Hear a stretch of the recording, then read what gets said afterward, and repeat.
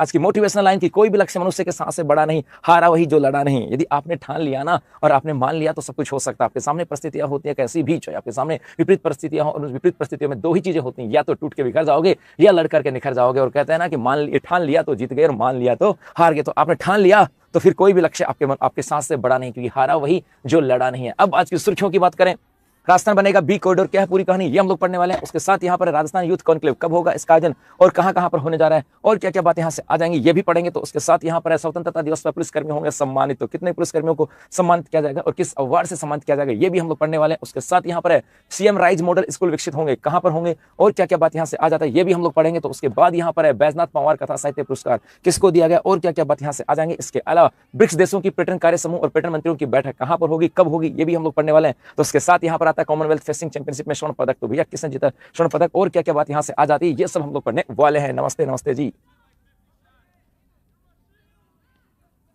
नमस्ते नमस्ते। तो ये थी अपनी सुर्खियां और अब करते हैं इन सुर्खियों का एनालिसिस। जी हाँ, देखते हैं एक एक पर्सन को। सबसे पहला क्वेश्चन यहां पर आता है कि राजस्थान में किस राजमार्ग पर बी कॉरिडोर बनाया जाएगा। यहां पर आ जाएगा आपके, देखते हैं कौन सा कॉरिडोर आता है, पहले इसकी बात करते हैं। पहले इसको देखते हैं कि गुरुजी राजस्थान में कॉरिडोर, बेसिकली यदि यहाँ पर क्वेश्चन आया राजस्थान में कॉरिडोर का, और ये कॉरिडोर के क्वेश्चन तो आप लोगों ने थर्ड ग्रेड के एग्जाम में भी देखे होंगे और ये क्वेश्चन तो आप लोगों ने दूसरे एग्जामों के अंदर भी देखा होगा कि राजस्थान में कॉरिडोर को लेकर के प्रश्न जरूर यहाँ से आता है। यदि मैं बेसिकली सीधा सीधा कहूँ कि ये हमारा राजस्थान है और इस राजस्थान के अंदर मैं यहाँ पर सड़क कॉरिडोरों की बात करूँ, सड़क कॉरिडोर की बात करूँ तो यहाँ पर मुख्य रूप से 3 कॉरिडोर की बात होती है। पहला यहाँ से आता है, नंबर 1 आता है अमृतसर जामनगर एक्सप्रेस वे की बात करें जी।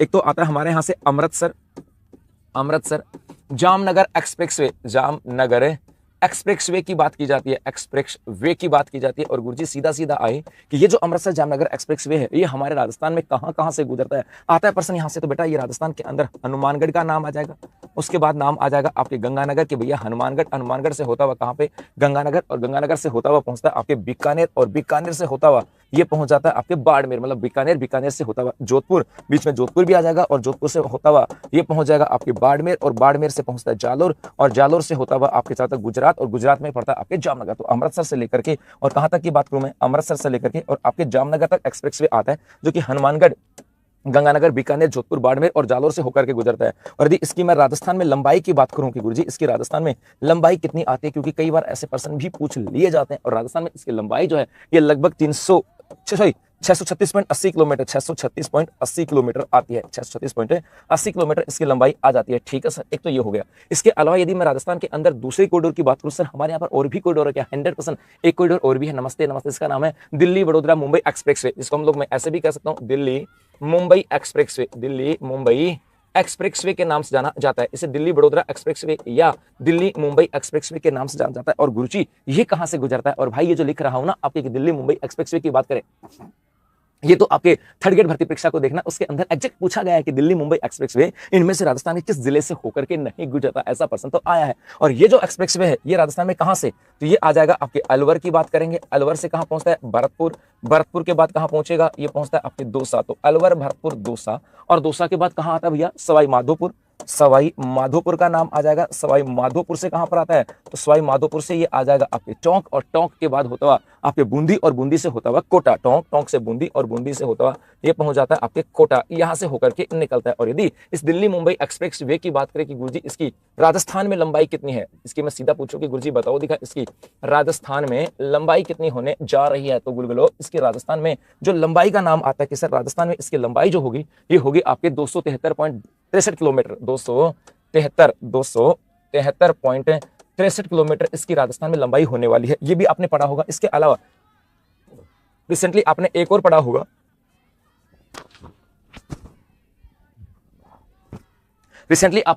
होगा, गुरुजी हाल ही के अंदर कहा गया कि हमारे यहां पर एक और बनाया जाएगा, जिसका नाम है अटल एक्सप्रेस वे, पढ़ा था ना अटल एक्सप्रेस वे। और बेटा ये राजस्थान में कहां से गुजरने वाला है, कोटा से। तो बेसिकली राजस्थान के अंदर कॉरिडोर की बात करूं, राजमार्ग कॉरिडोर की बात करूं, तो हमारे यहाँ पे 3 एक्सप्रेस वे आते हैं, हमारे यहाँ पर 3 एक्सप्रेस वे आते हैं सब। जी बेटा पर्याप्त हो गया, यदि आप रोजाना करंट अफेयर्स की क्लास लेते हो तो बहुत होगा जी। 3 एक्सप्रेसवे आते हैं, एक तो आता है अमृतसर जामनगर एक्सप्रेस, पूछ सकता है राजस्थान किसी भी एग्जाम के अंदर पूछा जा सकता है कि कौन कौन से जिलों से होकर गुजरता है और इसकी राजस्थान में लंबाई, ये दोनों पर्सन आए हुए हैं। इसके अलावा ये भी पूछ सकता है दिल्ली मुंबई एक्सप्रेसवे ये कहां से होकर के गुजरता है और राजस्थान में इसकी लंबाई, और एक अटल एक्सप्रेसवे की। तो सर आप तो इनकी बात बता रहे हो, मैं यहाँ पे बात कर रहा हूँ बी कॉरिडोर की। सर आप तो इसकी तो चर्चा कर ही नहीं रहे, कोई बात नहीं भाई, अब इसकी चर्चा कर लेते हैं। यहाँ से बेसिकली क्या है, ये जो हमारा दिल्ली मुंबई एक्सप्रेसवे की बात करें, इसके अंदर जैसे ये सड़क है आपकी, जी, ये आपके सड़क है, ठीक है साहब, ये आपकी सड़क है। इस प्रकार से इतनी चौड़ी सड़कें यहां पर बनाई गई हैं। हाँ, इतनी चौड़ी सड़कें यहां पर बनाई गई हैं। ये तो आपके सड़क है बीच में साहब, ये तो आपके सड़क है जी, और ये भी आपके यहाँ पे सड़क है, और इन दोनों सड़कों के बीच में ये आपके यहाँ पर इन दोनों सड़कों के बीच में आता है डिवाइडर। आता कि नहीं आता साहब? इन दोनों सड़कों के बीच में मैं से कह दूं ये डिवाइडर कह दो, चाहिए ये क्या है?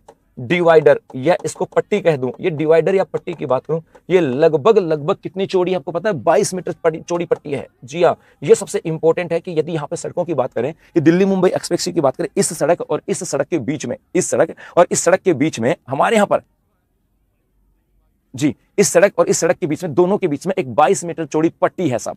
यहां पर मतलब ये कहेंगे डिवाइडर पट्टी है और ये 22 मीटर चौड़ी है, और कहा गया इसी पट्टी के अंदर 2.5 लाख पौधे लगाए जाएंगे। 2.5 लाख पौधारोपण किया जाएगा, पौधारोपण किया जाएगा, और उनके ऊपर क्या किया जाएगा, और उनके आधार पर उन पे किया जाएगा आपके मधुमक्खी पालन, और उनके आधार पर मधुमक्खी पालन किया जाएगा, मधुमक्खी पालन का काम किया जाएगा। और ये जो मधुमक्खी का पालन है, इसी को ही कहा गया है बी कॉरिडोर, अर्थात इसी को रूप में, इसको किस रूप में डेवलप किया जा रहा है? बी कॉरिडोर के रूप में, बी कॉरिडोर के रूप में डेवलप किया जा रहा है। इसका मतलब आ जाएगा Delhi Mumbai expressway. Option C होगा इसका सही जवाब, ऑप्शन सी हो जाएगा इसका सही जवाब। ऐसा क्यों कह रहा हूं मैं यहां से? यदि मैं आपके यहां पर हनी बी कीपिंग की बात करें, आपसे पूछूं, मैं बताऊं कि राजस्थान को लेकर के 2-4 प्रश्न पूछता हूं कि हमारे यहां पर शहद एफपीओ की बात करें, राजस्थान के अंदर आ जाए कि शहद का एफपीओ कहां पर है, फार्मर प्रोडक्ट ऑर्गेनाइजेशन की बात करें एफपीओ, तो आप कहोगे सर भरतपुर के अंदर, राजस्थान के अंदर यदि शहदों का एफपीओ की बात करें तो सीधा प्रश्न आया हुआ है। यदि आप लोगों ने पुराने प्रश्न देखे होंगे ना, तो आपको बी, ये बी वाला बी नहीं है, ए बी वाला बी का मतलब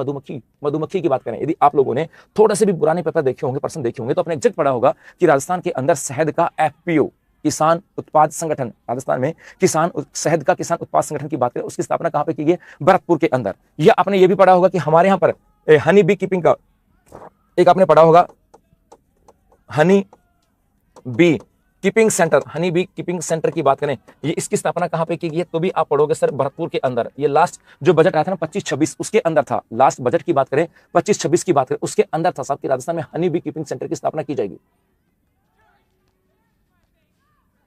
हाँ, 373 तो है, और सॉरी 373 बेटा, सॉरी ये 273 लिखा गया, 373 है ये, सॉरी 373.63 है ये जी।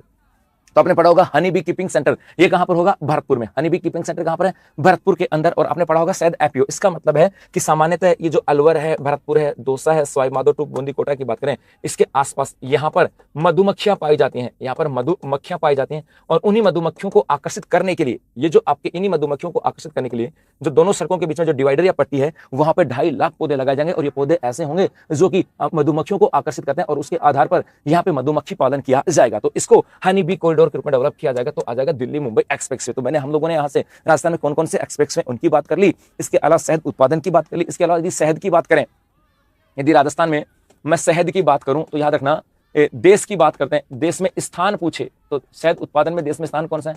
5वां है। और यदि हिस्सा पूछा जाए तो भारत के कुल शहद का उत्पादन का लगभग 9% हिस्सा कहां उत्पादित होता है? राजस्थान के अंदर। ये भी पढ़ा था ना कि पूरे भारत के अंदर शहद उत्पादन में यदि हम सर हम सड़क पे चलेंगे कैसे? मधुमक्खी काटेंगे नहीं क्या? तू कब जाने लग गया भाई सड़क पे? मेरा मटर टबरियां कहें जैसे गुरुजी एक्सप्रेसवे पे तुम लोग पैदल क्या करोगे? वहां पे तो गाड़ियां चलती है, तुम्हारा क्या काम है? तो गुरुजी हम चलेंगे नहीं क्या? तुम्हारा क्या काम है भैया? एक्सप्रेसवे के पर गाड़ियां चलनी है तो गाड़ियां चलती रहेंगी। जी हाँ, और उन दोनों के बीच में 22 मीटर का गैप है। 22 मीटर का मतलब है 22-66, लगभग 70 फीट का गैप है। 70 फीट का गैप है, तो वहां पे मछलियां रहेंगी। तेरे को उस कॉरिडोर के बीच में क्या करने जाना है भाई? हाय हे भगवान, वहां पे क्या करने जाना है? ठीक है, चलो ये कुछ बातें यहां से आ जाते हैं, तो ले लो स्क्रीनशॉट, फिर चलते हैं आगे।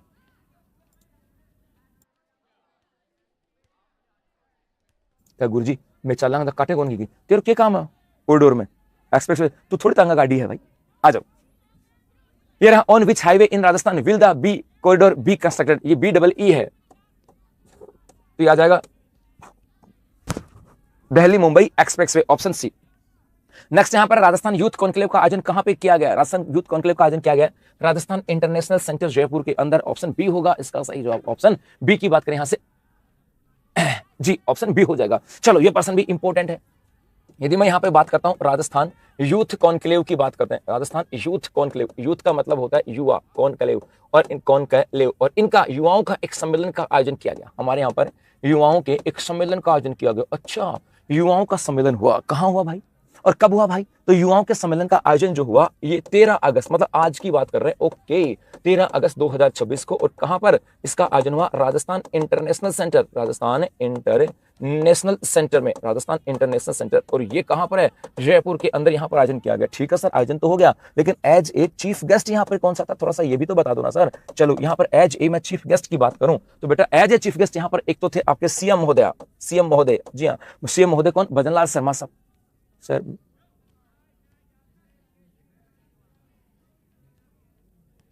क्यों भाई?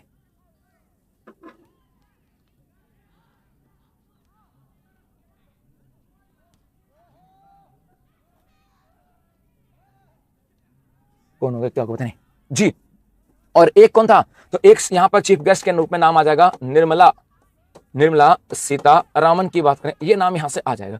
ठीक है सर, इनका आयोजन किया गया। तो इस राजस्थान यूथ कॉन्क्लेव के दौरान यहां पर और भी इवेंट हुए, और भी इवेंट का मतलब है दूसरे भी यहां पर कार्यक्रम हुए। और दूसरे कौन कौन से कार्यक्रम हुए? तो एक तो यहां पर किया गया लोकार्पण, एक तो कर दिया गया लोकार्पण। लोकार्पण का मतलब होता है भैया कुछ चीजें जिनको समर्पित कर दी गई हैं राज्य को, जैसे सब रीजनल साइंस सेंटर की लोकार्पण कर दिया। एक तो कर दिया गया सब रीजनल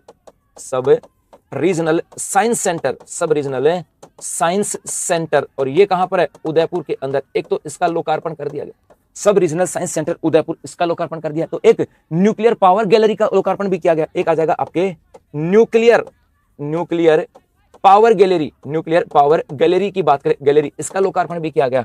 और ये कहां पर है? जयपुर के अंदर। तो न्यूक्लियर पावर गैलरी लोकार्पण भी किया गया, ये कहां पर? हमारे जयपुर के अंदर। सब इसके अलावा एक 7D थिएटर का उद्घाटन भी किया गया, लोकार्पण किया गया। एक आ जाएगा 7D थिएटर का लोकार्पण, 7D थिएटर का लोकार्पण किया गया।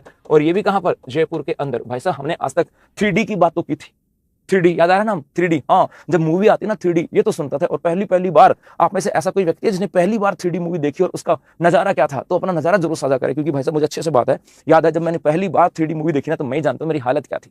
पहली बार एक मूवी आई थी एनिमल के नाम से, बहुत पुरानी मूवी है, सर आई थिंक 2016-17 के आसपास की मूवी थी, 3D मूवी आई थी, और वो मूवी देखने का मौका मिल गया उस एनिमल में। तो ऐसा लग रहा था कि भाई साहब जंगल में मैं ही खड़ा हूँ और वो चीजें ना यूं मेरी तरफ आ रही थी, है ना? मतलब अब तो पहली बार जब देखते हैं 3D मूवी तो बड़ी अजीब खतरनाक सा लगता सब। तो यहाँ पे 3D, अब तो यहाँ पे 3D की बात करें, अब तो यहाँ पे 7D थिएटर का उद्घाटन कर दिया गया जी, ये यहां से आ जाता है। इसके अलावा सर ये तो लोकार्पण हो गया सर, इसके अलावा यहाँ पर कुछ शिलान्यास भी, वहां एक यहाँ पर आपके किया गया है, शिलान्यास भी की बात की गई सर, यहाँ पर कुछ शिलान्यास भी किया जा रहा है आज ही के दिन सर। किसका? डिजिटल प्लेनेटोरियम का, प्लेनेटोरियम का, जी हाँ, कहा गया आपके। एक तो यहाँ पर किया जा रहा है डिजिटल प्लेनेटोरियम का, और ये कहां पर?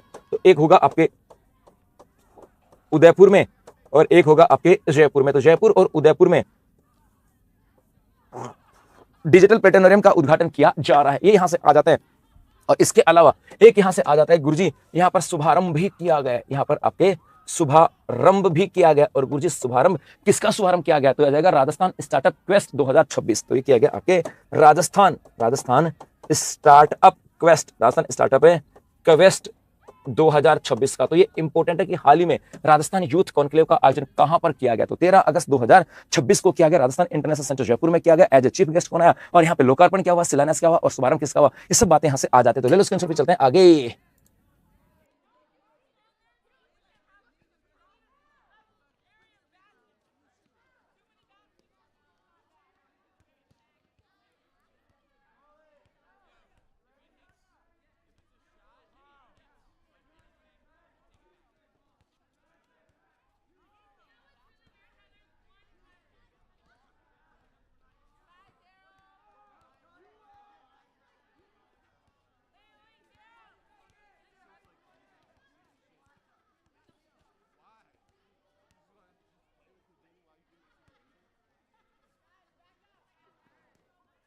चलें आगे, ओके साहब आगे बढ़ते हैं। इसका इंग्लिश वर्जन है कि where was the Rajasthan youth conclave organise, तो आपके आ जाएगा राजस्थान इंटरनेशनल सेंटर जयपुर। उसके बाद यहाँ पर है स्वतंत्रता दिवस राज्य स्तरीय समारोह में राजस्थान पुलिस एवं कारागार विभाग के कितने अधिकारियों एवं कर्मचारियों को सम्मानित किया जाएगा? तो जवाब हो जाएगा 22, ऑप्शन ए हो जाएगा इसका सही जवाब जी। यदि मैं बात करूं 15 अगस्त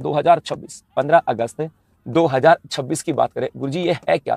तो बेसिकली ये हमारा 80वां स्वतंत्रता दिवस है। ये 80वां स्वतंत्रता दिवस है। सही बोला क्या भाई? 80वां स्वतंत्रता दिवस है। और इस स्वतंत्रता दिवस के ऊपर हमारा राज्य स्तरीय कार्यक्रम का आयोजन किया जाएगा। राज्य स्तरीय कार्यक्रम का आयोजन होगा। अब कोई बता सकता है क्या कि हमारे यहाँ पर राज्य स्तरीय कार्यक्रम का आयोजन कहाँ होगा? जी, तो इसका आयोजन किया जाएगा डॉक्टर करणी सिंह स्टेडियम के अंदर। इसका आयोजन किया जाएगा doctor Karni Singh stadium, doctor Karni Singh stadium. और ये डॉक्टर करणी सिंह स्टेडियम कहां पर है? बीकानेर के अंदर। यहां पर राज्य स्तरीय कार्यक्रम का आयोजन किया जाएगा। और इसी दौर में जब राज्य स्तरीय कार्यक्रम होगा तो यहां पर आपके अवार्ड दिए जाएंगे। और अवार्ड किसको? तो ये राजस्थान पुलिस के, जी हाँ, राजस्थान पुलिस एवं कारागार विभाग की बात करता हूं। कारागार विभाग जो होंगे ना, इनके लोगों को दिए जाएंगे। विभाग के लोगों को, कारागार विभाग के लोगों को दिए जाएंगे। और कितने अवार्ड हैं? 22 अवार्ड दिए जाएंगे। राजस्थान पुलिस एवं कारागार विभाग के 22 लोगों को अवार्ड दिया जाएगा। जी, क्या बात है। ये कौन आ गया भाई? मानू चौहान। नन्नू, क्या बात है, वाह वाह। नन्नू आई लव यू है। अरे वाह, आई लव यू बेटा, जिंदा रहो, खुश रहो, मस्त रहो। और तो क्या बोलूं, हाँ, खुश रहो, शुभाशीष रहो, पढ़ते रहो, भगवान करे जल्दी नौकरी लगो। है ना भाई? यही था ना? हाँ, आ जाओ जी। तो 22 लोगों को कहा गया कि यहाँ पर 22 लोगों को सम्मानित किया जाएगा। कितने लोगों को? 22 लोगों को सम्मानित किया जाएगा। गुरुजी, इसमें कैसे? तो कहा गया इसके अंदर एक तो राष्ट्रपति अवार्ड दिया जाएगा। यहाँ पर एक तो आपको राष्ट्रपति अवार्ड दिया जाएगा। और राष्ट्रपति अवार्ड कितनों को दिया जाएगा? 2 को। राष्ट्रपति अवार्ड कितने लोगों को दिया जाएगा? 2 लोगों को दिया जाएगा। इसके अलावा पुलिस पदकों की बात की कि सर यहाँ पर तो पुलिस पदक भी दिए जाएंगे। हाँ मेरे भाई, यहाँ पर आपके पुलिस पदक भी दिए जाएंगे। और कितने लोगों को दिए जाएंगे? 16 लोगों को पुलिस पदक भी दिए जाएंगे साहब। और उसके अलावा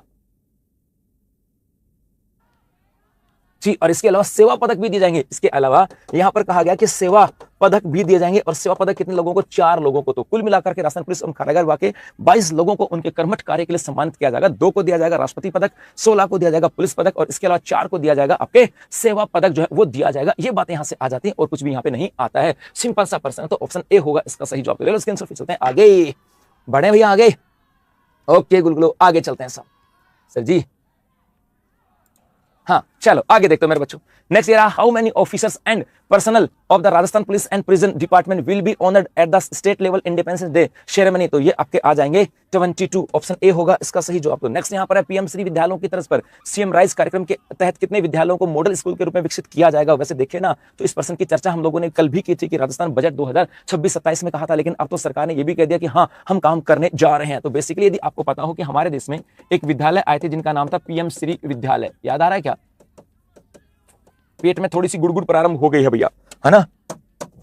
जो लग रहा है कि प्रश्न आ रहा है पेट के अंदर से कि नरेंद्र यार प्रश्न पूछ ले भाई, पूछ ले नरेंद्र, प्रश्न पूछ ले, ये गुलगुले तेरे प्रश्न का जवाब दे देंगे, इसको विश्वास है ना? तो पूछ लो। तो यहां से आता है पीएम श्री विद्यालयों की बात करें, जिसकी मंजूरी 7 सितंबर वर्ष 2022 को दे दी थी केंद्र सरकार के द्वारा या मंत्रिमंडल के द्वारा। 7 सितंबर 2022 को कहा गया था कि देश के अंदर पीएम श्री विद्यालयों की स्थापना की जाएगी। और इस पूरे प्रोजेक्ट की अवधि की बात करें सर, इसकी अवधि कब से कब रहने वाली है? तो 2022-23 से 2022-23 से लेकर के 2026-27 2026-27 तक इसकी अवधि रहने वाली है। और इसके तहत कहा गया था कि देश में 14,500 स्कूल हैं और उन स्कूलों का आधारभूत ढांचे का विकास किया जाएगा। आधारभूत ढांचे का विकास, आधारभूत ढांचे का विकास किया जाएगा। और देश के अंदर 14,500 स्कूलों की बात की गई। तो क्या इसमें हमारे राजस्थान की स्कूल नहीं आती क्या? सर 100% आते हैं राजस्थान की स्कूल। और हमारे यहाँ पे 2 चरण आए हैं। यदि मैं प्रथम चरण की बात करूं तो प्रथम चरण के अंदर 402 स्कूलें हैं। प्रथम चरण के अंदर राजस्थान की 402 स्कूलें हैं। अब क्या यहां तक छोड़ दूं आपको? हो तो यहां तक छोड़ देता हूं कि सर प्रथम चरण के अंदर 402 स्कूलें थी, या इससे थोड़ा सा आगे चलूं। ऐसा क्यों कह रहा हूं कि राजस्थान, मुझे याद नहीं आ रहा बेसिकली वो एग्जाम कौन सी थी, लेकिन एग्जाम में पर्सन जरूर आया था। एक एग्जाम में पर्सन जरूर आया था कि सर प्रथम चरण के अंदर कितनी प्राइमरी स्कूलें थी, अर्थात यहाँ पे प्राथमिक विद्यालय कितने थे। तो मैं यहाँ पर राजस्थान की बात करता हूँ कि ये हमारा राजस्थान है। और इस राजस्थान के अंदर यदि मैं प्रथम चरण की बात करूँ तो प्रथम चरण के अंदर यहाँ पर आई थी आपकी 402 स्कूलें थी, 402 स्कूल। और इसके अंदर यदि प्राथमिक विद्यालयों की बात करें ये कितने थी, और माध्यमिक विद्यालय ये कितने थे। वैसे मैंने जब भी आपको पीएम श्री स्कूलों की बात की है तब मैंने आपको बताया कि राजस्थान में प्राथमिक विद्यालय कितने थे और माध्यमिक विद्यालय कितने थे। प्राथमिक थे 56। यहाँ पे प्राथमिक विद्यालयों की बात करें ये तो थे आपके 56, ये तो थी आपके 56 और ये थी 346। ये स्कूलें थी जो प्रथम चरण के अंदर शामिल की गई थी। और उसके बाद में यदि मैं सेकंड चरण की बात करूं, सेकंड चरण की बात करूं तो इसके अंदर आ जाएंगे आपके 237 स्कूल। कुल मिलाकर के 239 स्कूलें जो है राजस्थान, सॉरी 639 स्कूलें जो है राजस्थान की, उनका इसमें चयन किया गया है। Sir thank you sir, best तरीके क्या कहा, क्या कमेंट्स किया? Kishan Sharma third grade level 1 में 776 रैंक है सर, आपसे डेली करंट अफेयर्स पढ़ रहा हूँ सर 5 साल से। क्या बात है, अरे वाह बहुत बढ़िया, मतलब फाइनली सिलेक्शन हो गया ना मेरे बच्चे, बस यही चाहिए था। मतलब देखो एक कमेंट्स आया अभी किशन शर्मा का, और उन्होंने कहा sir sir sir thank you sir, best teacher for the Rajasthan current affairs third grade level 1 में। मैं जो पहली बार लाइनें मेरे लिए इंपॉर्टेंट नहीं रखती हैं, पहली बार लाइनें तो बच्चा जब टीचर से पढ़ता है तो 100% वो बच्चा कहता है कि टीचर अच्छा पढ़ाता है, ये जेन्युइन सी बात है। जब बच्चा किसी से पढ़ता है ना और बच्चे को उन टीचर की पढ़ाई हुई चीज़ अच्छी लगती है तो हर एक टीचर के लिए कहता है, तो ये तो मैं मतलब ये चीज़ें तो बहुत अच्छी बात है। लेकिन उसके बाद की जो लाइन है ना चीज़ें वो दिल को छूती है। उन्होंने कहा कि सर थर्ड ग्रेड लेवल 1 में 776 रैंक है सर, आपसे डेली करंट अफेयर्स पढ़ रहा हूँ 5 साल से। पता है एक तो रैंक के साथ है और दूसरा एक ये डेडिकेशन दिखाता है और कंटिन्यूटी कि 5 साल से पढ़ रहा हूँ। 5 साल का मतलब है कईयों को लगता होगा ना कि सर इस बार पढ़ने आया हूँ और सर 2 दिन में सिलेक्शन हो जाएगा। नहीं मेरे भाई, ऐसा पॉसिबल नहीं है। मुद्दा ये आता है कि कंटिन्यूटी कितनी है और आप अपने आप को समय कितना देते हो। यदि आपने अपने आप को समय दिया ना तो फिर आपके सिलेक्शन को कोई रोक नहीं सकता। मुद्दा ये था जी, बहुत बढ़िया बेटा, है ना। चलो तो यहाँ पर प्राथमिक प्रथम चरण में प्राथमिक 56 थी और माध्यमिक 346 थी। सेकंड चरण की बात करें सर, यहाँ पे प्राथमिक कितनी थी, सेकंड चरण के अंदर सर प्राथमिक कितनी थी बता सकते हो क्या? शायद आई थिंक मेरे हिसाब से 83 थी, यदि मैं गलत हूं तो मुझे सही कर देना भैया। और माध्यमिक थी 154। यहाँ पर माध्यमिक की बात करूं और माध्यमिक थी आपके 154। आई थिंक ये ठीक है, मेरे हिसाब से तो ठीक था जी। इतनी स्कूलें यहाँ पे थी। अब गुरुजी ये तो हो गया आपके पीएम श्री विद्यालय।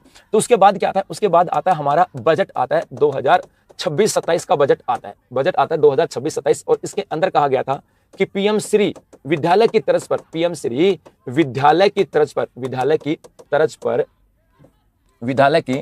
तर्ज पर राज्य में 400 स्कूलों को, कल का प्रश्न भी था ना ये, याद करो, कल भी पढ़ाया था मैंने आपको, ये कल भी पढ़ाया था। 400 स्कूलों को क्या बनाया जाएगा? सीएम राइज स्कूलों में कर्मोन्नत किया जाएगा, स्कूलों में कर्मोन्नत किया जाएगा, ये पढ़ाया था ना। बस यही तो प्रश्न है कि पीएम श्री विद्यालयों की तर्ज पर सीएम राइज कार्यक्रम के तहत कितने विद्यालयों को मॉडल स्कूल के रूप में विकसित किया जाएगा? तो 400 स्कूलों की बात यहां पर की जाती है। और हो सकता है अब सरकार ने इसको गठन करने का निर्णय ले लिया है, सरकार ने पूरी प्लानिंग कर ली है कि हम ऐसा करने वाले हैं। अब मुद्दा ये नहीं है कि ऐसा करने वाले हैं, तो मुद्दा ये है, मुद्दा यहां से ये भी आ सकता है कि सर सीएम राइज स्कूल की फुल फॉर्म क्या है? सीएम राइज का मतलब सीएम तो सीएम है, और उसके बाद क्या है? तो उसके बाद आ जाएगा Rajasthan innovative school of excellence. उसके बाद आ जाएगा Rajasthan innovative school of excellence. तो आप लोगों को ये फुल फॉर्म भी याद रखनी है। सीएम राइज की फुल फॉर्म क्या है? Rajasthan innovative school of excellence. ये भी इंपॉर्टेंट है साहब। तो यहां पर पीएम श्री चर्चा कर ली हमने, पीएम श्री विद्यालयों की भी, और हमने चर्चा कर ली यहां पर बजट के अंदर क्या था और इसकी फुल फॉर्म भी। तो यहां पर हो जाएगा ऑप्शन आपका ऑप्शन सी। तो ले लो स्क्रीनशॉट, फिर चलते हैं आगे।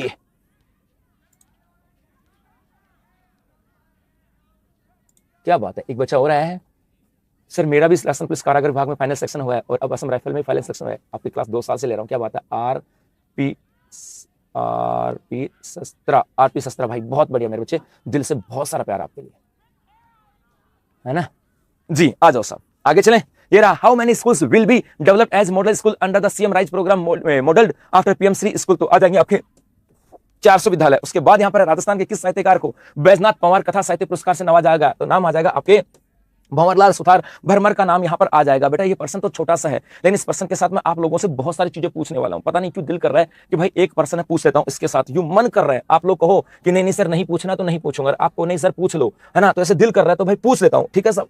जब यहां पर नाम आ जाएगा ऑप्शन ए, जब यहां पर बात आई है कुछ अवार्ड की, तो मैं कुछ अवार्डों की बात कर लेता हूं। जैसे एक तो आ जाएगा साहित्य अकादमी अवार्ड। एक तो आप मुझे बता दो साहित्य अकादमी अवार्ड, बता दो साहब, साहित्य अकादमी अवार्ड 2026 की बात करें और इसके अंदर राजस्थानी भाषा में अवार्ड किसको दिया गया? राजस्थानी भाषा में अवार्ड किसको दिया गया, ये बता दो आप। तो मुझे 1% तो आप लोगों के लिए ये है, इसकी चर्चा होती रहेगी यार। मुद्दा ये नहीं है, ये है मुद्दा, ये है कि जो आप लोगों ने पहले पढ़ा वो आपको याद है कि नहीं, है ना भाई। ये भी तो इंपॉर्टेंट है ना कि पहले जो आपने पढ़ा वो याद है कि नहीं है। तो बताओ साहित्य अकादमी अवार्ड 2026 की बात करें, उत्तरी की आ गया भाई, जितेंद्र कुमार सोनी, लिख दिया, ये लो नाम आ जाएगा सर, लिख दिया जितेंद्र कुमार सोनी। आप लोगों ने कहा और मैं न लिखूं, ऐसा पॉसिबल है क्या ना? और जितेंद्र कुमार सोनी को इनकी रचना कौन सी थी? बरखम्मा। रचना कौन सी थी? बरखम्मा के लिए, ये भी लिख दिया बरखम्मा। और अब मुझे ये भी बता दो ये कहानी संग्रह है या कविता संग्रह है? बरखम्मा की बात करें, ये कौन है, ये कहानी, इनकी रचना कैसी है? बरखम्मा की बात करें, और ये कहानी संग्रह है या ये कविता संग्रह है? क्योंकि सेकंड ग्रेड प्रश्न में आया था, ये कहानी संग्रह है ना भाई, ये इनका एक कहानी संग्रह है। और मैंने पहले ये लाइनें लिखवा रखी हैं और एग्जैक्ट सेकंड ग्रेड में आया था कि इनको ये अवार्ड इनकी कविता संग्रह के लिए दिया गया था,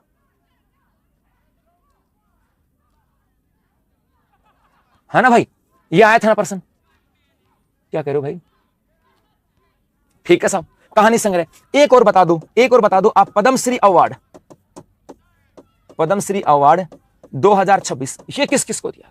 ये एक प्रश्न और बता दो बस, उसके बाद कुछ नहीं, फिर परेशान नहीं करूंगा आपको मैं, फिर नहीं पूछूंगा सच्ची आपसे, फिर एक भी प्रश्न नहीं पूछूंगा आज के लिए, ये पक्की बात है भाई गुड विद्या की शोभन, नहीं पूछूंगा एक भी प्रश्न आपसे। सिर्फ ये और बता दो एक कि हाँ गुरुजी हमारे यहाँ पर पद्मश्री अवार्ड 2026 की बात करें, ये किस किस को दिया गया था, फिर नहीं पूछूंगा, सच्ची नहीं पूछूंगा। हाँ ये तो बतानी पड़ेगा ना भाई, ये तो आपको बताना पड़ेगा, मैं नहीं जा रहा हूं आगे। मान लो गुरुजी तो भूल गए बेचारे, निरे भोले आदमी हैं, गाय आदमी है, तो इनको नहीं आता है, हैं? लिख दूं क्या? गफूरुद्दीन है, क्या लिखूं? लिख दूं क्या? गफरूद्दीन मेवाती, गफरूद्दीन मेवाती कहां के रहने वाले हैं? डीग के। कहां के रहने वाले हैं? डीग के। और हैं क्या? भपंग वादक। गलती हो तो सुधार देना। तग्गाराम भील,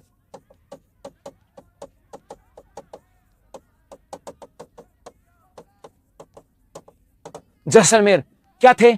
अलगोजा वादक। और एक नाम और था, कौन थे? ब्रह्मदेव स्वामी, स्वामी ब्रह्मदेव।